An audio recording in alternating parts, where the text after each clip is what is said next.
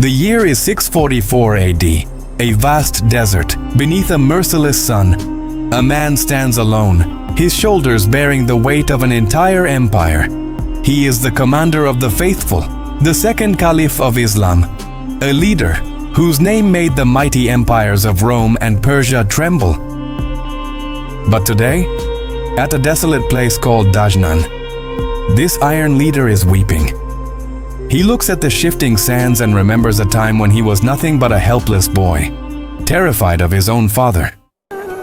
ما الذي أبكاك يا أمير المؤمنين؟ لقد رأيتني وأنا أرعى إبل الخطاب في هذا الوادي. يتعبني إذا عملت ويضربني إذا قصرت. Who was this man before he became a legend? To understand his greatness, we must travel back to a time of darkness, to a city called Mecca.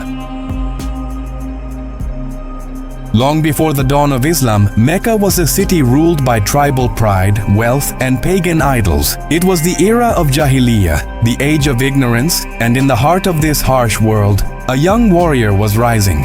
His name was Omar bin Khattab. Omar bin Khattab. Standing tall above all other men, fierce and physically unmatched, Omar was a force to be reckoned with. In the famous markets of Ukaz, he was an undefeated wrestler.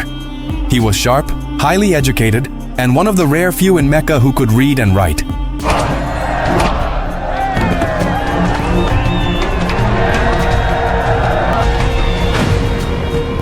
As Omar grew into power, Mecca was facing a silent storm. The status quo was about to fracture. Behind closed doors, in the dark halls of Darun Nadwa, the elite leaders of the Quraysh were gathering. Powerful men like Abu Jahl, Utbah, and Walid bin Mughira whispered in anger and fear. A new message was echoing through the streets. A message brought by a man known for his flawless honesty, Muhammad bin Abdullah.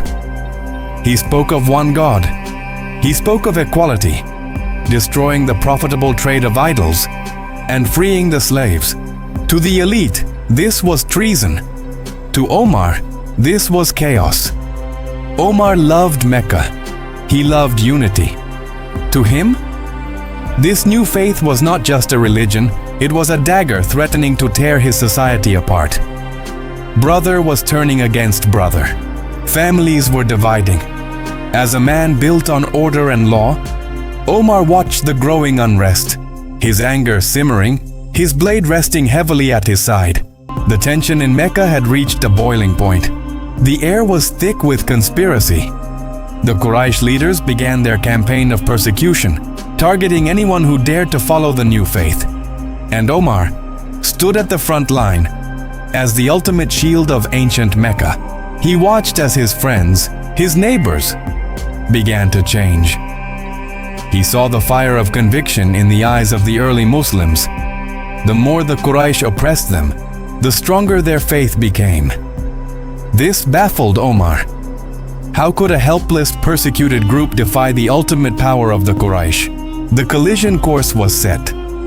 On one side, the unstoppable force of a divine message.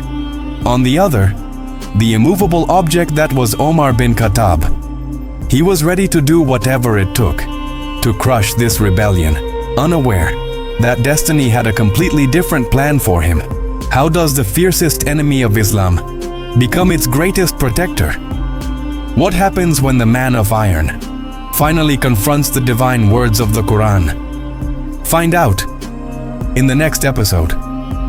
If you want to witness the epic journey of history's greatest leaders, make sure to hit that subscribe button, like this video, and turn on notifications. This is MotionX Stories, and the journey has just begun.